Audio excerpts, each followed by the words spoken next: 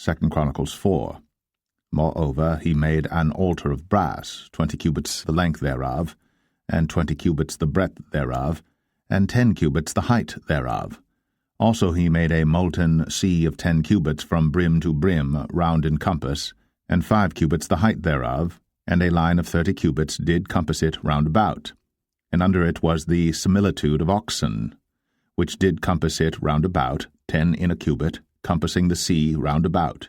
2 rows of oxen were cast when it was cast. It stood upon 12 oxen, 3 looking toward the north, and 3 looking toward the west, and 3 looking toward the south, and 3 looking toward the east. And the sea was set above them, and all their hinder parts were inward.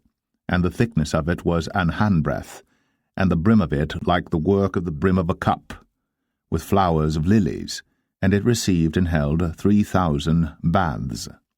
He made also 10 lavers, and put 5 on the right hand and 5 on the left, to wash in them. Such things as they offered for the burnt offering they washed in them. But the sea was for the priests to wash in. And he made 10 candlesticks of gold according to their form, and set them in the temple, 5 on the right hand and 5 on the left. He made also 10 tables, and placed them in the temple, 5 on the right side and 5 on the left. And he made 100 basins of gold. Furthermore he made the court of the priests, and the great court, and doors for the court, and overlaid the doors of them with brass. And he set the sea on the right side of the east end, over against the south.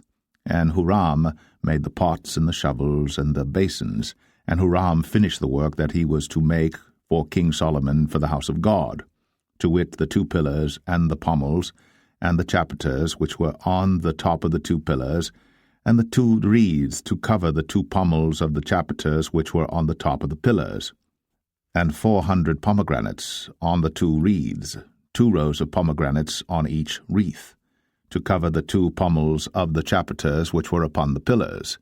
He made also bases, and lavers made he upon the bases, 1 sea and 12 oxen under it. The pots also, and the shovels, and the flesh hooks, and all their instruments, did Huram his father make to King Solomon for the house of the Lord of bright brass. In the plain of Jordan did the king cast them, in the clay ground between Succoth and Zeradathah. Thus Solomon made all these vessels in great abundance, for the weight of the brass could not be found out.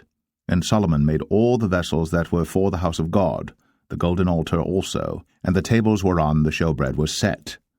Moreover the candlesticks with their lamps, that they should burn after the manner before the oracle of pure gold, and the flowers, and the lamps, and the tongs, made he of gold, and that perfect gold, and the snuffers, and the basins, and the spoons, and the censers of pure gold, and the entry of the house, the inner doors thereof for the most holy place, and the doors of the house of the temple were of gold.